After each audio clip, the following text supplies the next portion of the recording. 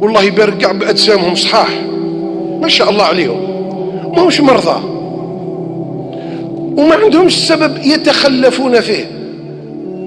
لكن الصباح على 7:15 المنبه نتاع الهاتف، زمان كان المنبه الرافاي، دوك بالهاتف 7:15 مريقلي ينوض يغسل يسوي يسقهوى النقل على 7:30.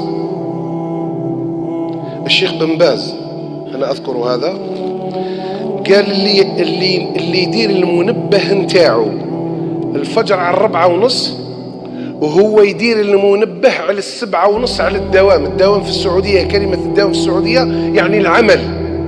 يقول كان ذاهب إلى الدوام، يعني ذهب إلى الدوام إلى العمل.